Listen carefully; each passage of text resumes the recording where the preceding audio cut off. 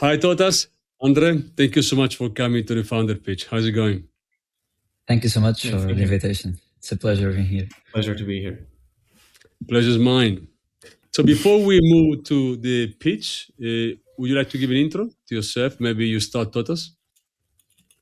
Sure. So, hi, I'm Totas. I'm COO and CFO and a co-founder of ByTheLaw. I started out in physics, then went to biology, ecology, and ended up now working in this field of legal tech. And having a lot of fun with all these challenges. And excited for the future also. That's a massive excursion from physics to law. It is. Andre. The differences are exciting. It is. Yeah. So I met Totas in the university actually because I did 1 year of physics. Then I switched to data science.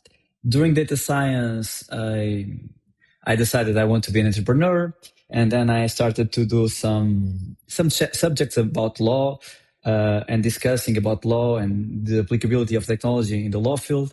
And then I decided to study law, so I did a postgraduate course on AI and law. So the regulation about AI and how to apply technology to the legal field, basically. And then, I invited Totas to build this with me. We had a previous startup, a failed one, about smart farming. Super different. Now we are in this journey and it's being super fun, and challenging. Hello, everyone. My name is André and I'm the CEO and co-founder of ByTheLaw. Hi, I'm Totas and I'm the COO and a co-founder. So meet Rui. Rui is a senior lawyer and is preparing a legal opinion. I'm sure I wrote this 6 months ago. Why on earth can't I ever find anything in iManage? The knowledge exists somewhere. I'm wasting hours on something I've already done. With all this tech, how are we still working like this? Meanwhile, in the firm's basement, Luis is the firm's knowledge manager. Each team has their own way of organizing files. It's complete chaos. Luis spent days organizing files so they would never be found. We don't need another shiny app. What we need is a good knowledge foundation. ByTheLaw starts where others stop, with your data. Actually, the legal sector is the second one with most potential for automation, according to Goldman Sachs. Around 75% of lawyers admit to work outside of business hours, and they work on average 20 hours per week on administrative tasks. This translates to at least 60,000 euros per year per lawyer lost. But we cannot blame the lawyer. Lawyers don't like to manage their own documents. It's not billable work, it's not fun, so oftentimes it does not get done. Hence, we're creating the world's first fully autonomous legal knowledge management system. Behind us are 2 major pipelines. The first one, for our individual tier, relates to the external knowledge, meaning legislation, case law, soft law, and even legal doctrine.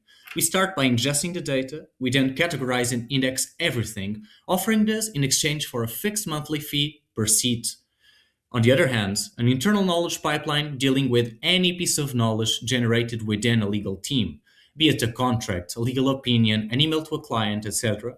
We start by ingesting the data, we then anonymize it when applicable, and finally, once again, we categorize and index everything, but now in exchange for a variable fee in accordance to the volume of data.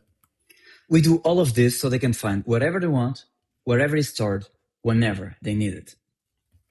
But André, with all these solutions out there in the market, hasn't this been solved? Well, actually, no. These are some of law firms that we've contact with, and these are some of law firms that still have some sort of knowledge management issues. Do you see any pattern here? Wait a second, I didn't get one thing. Why aren't competitors addressing this? Well, let's get back to the previous part. So these guys, Harvey, Legor, etc., they basically integrate with iManage and pray that the data is there. These other guys are iManage themselves and the likes of it, and they are fully dependent on knowledge management teams.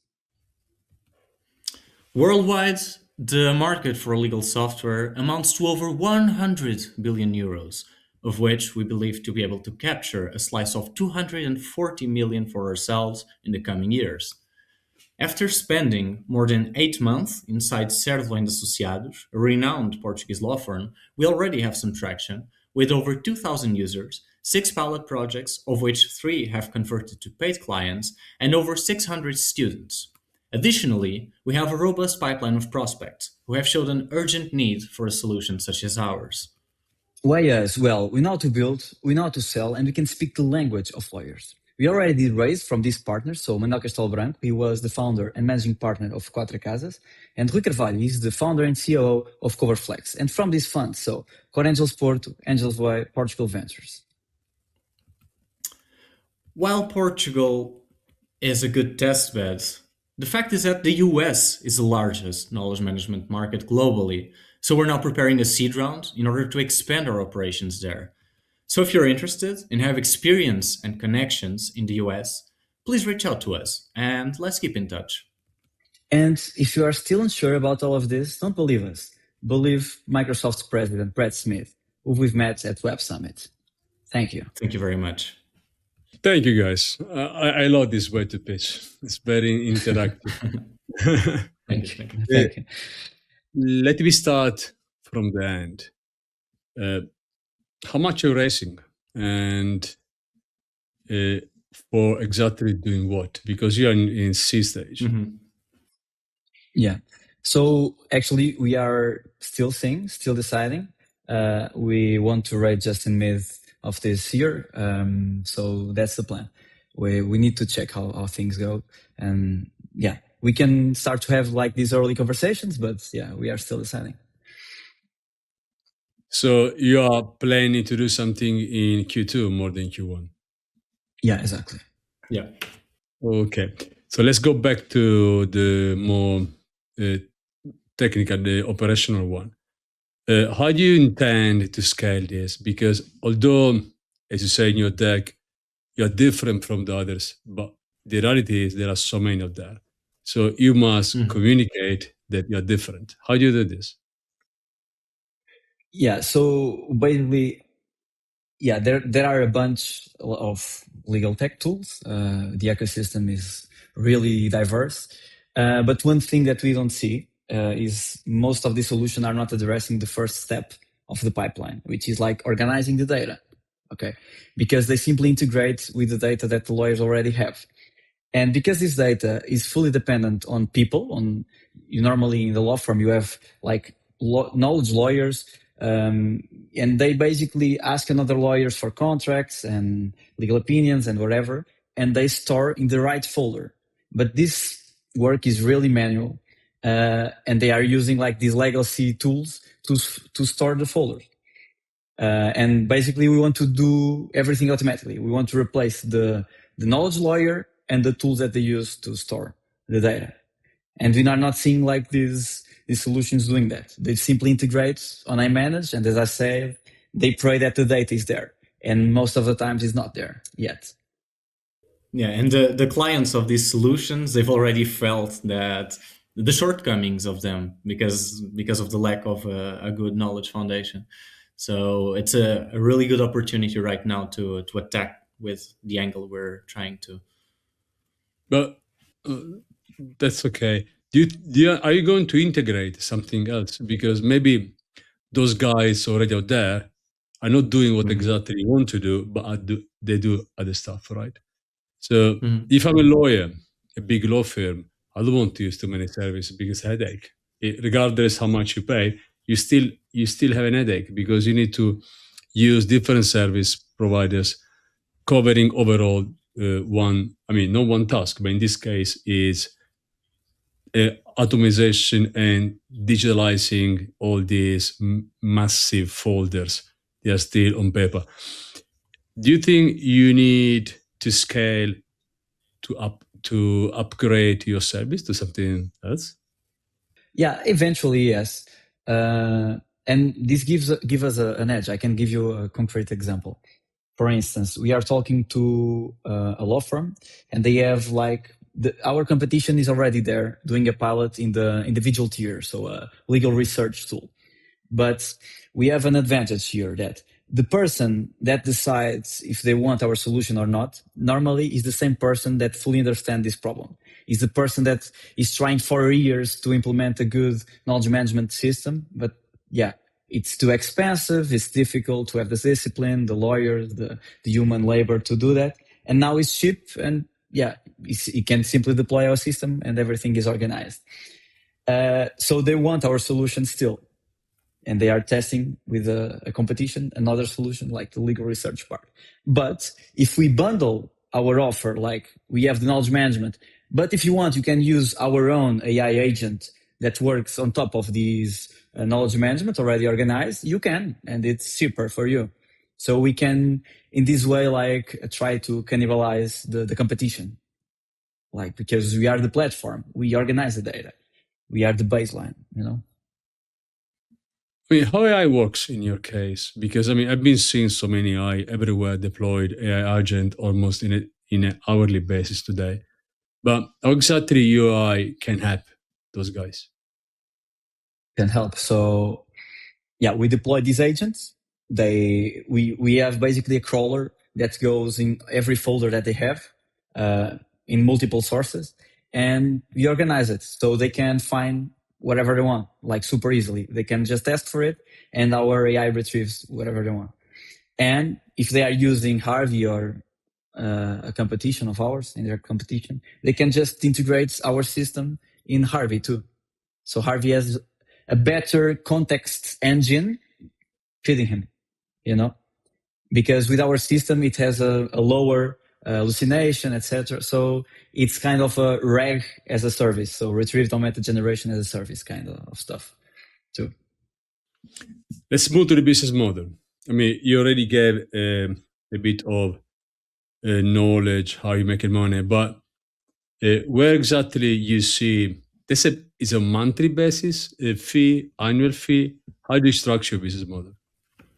So the individual tier, it's a fixed monthly fee per seat. So you pay, it's cheap, 25 euros, and it's not where where we will be making the most money, but that is fixed for individual. The other tier is basically according to the volume. So we charge as much as you use it. So usage-based pricing.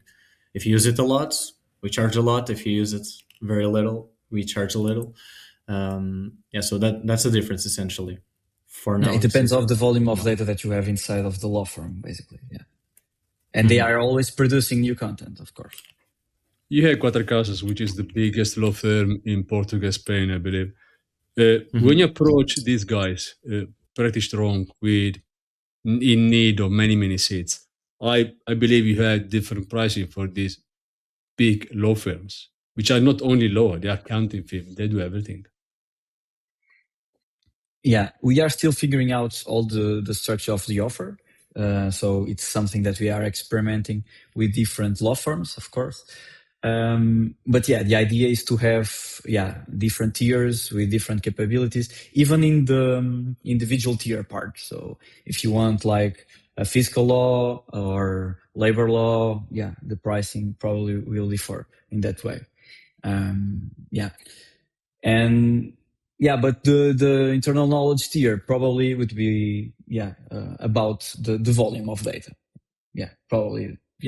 That's the main metric that we want to measure, because bigger law firms have more data to ingest, so it's proportional normally.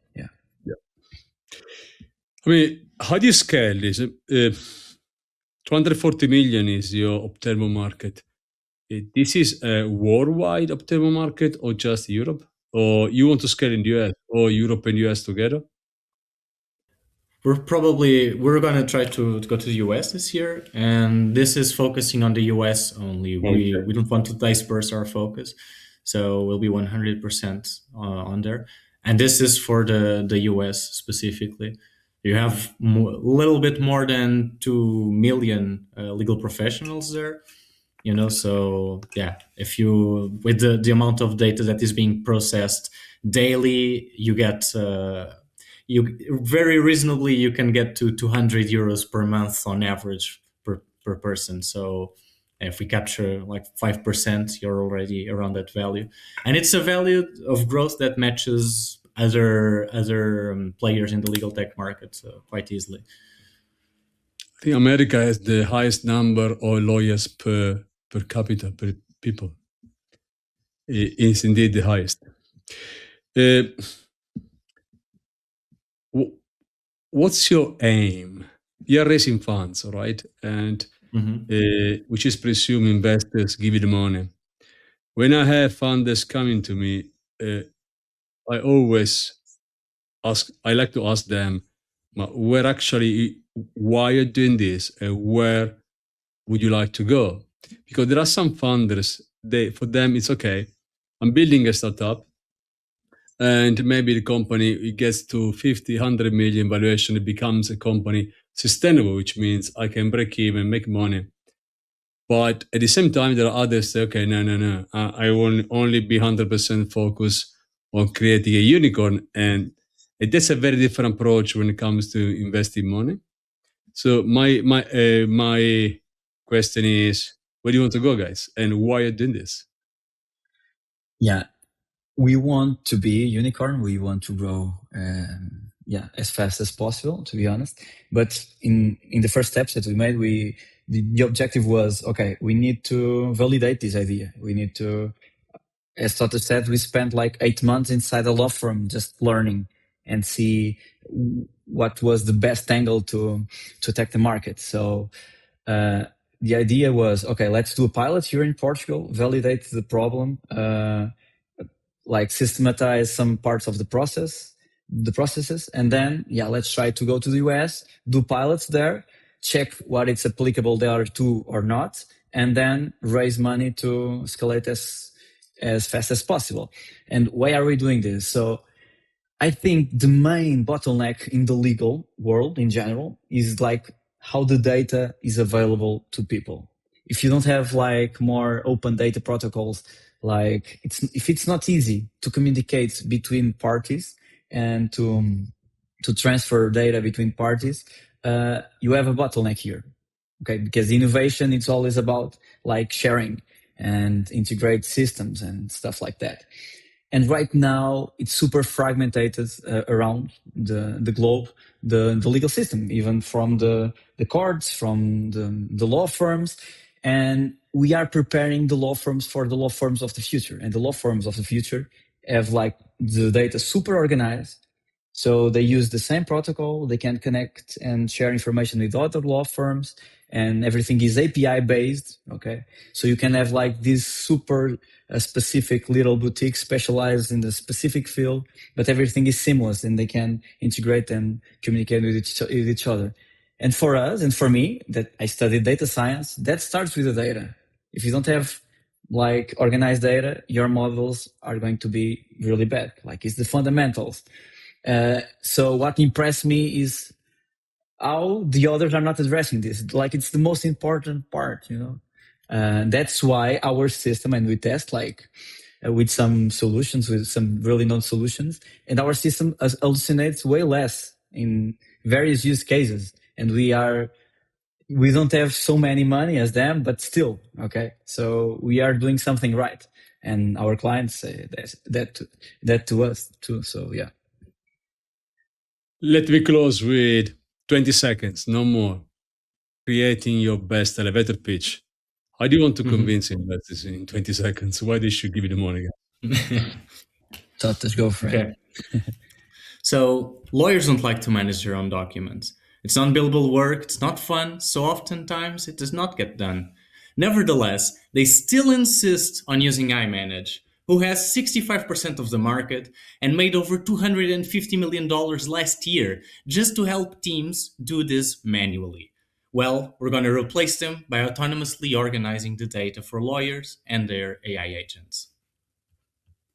Totas, Andre, thank you so much for coming to the founder page. It's been a very great pleasure for me. And good luck for your funding raise. When will be Thank you, next one. Thank you so much. Thank you so much. Thank you so much. It's been a pleasure.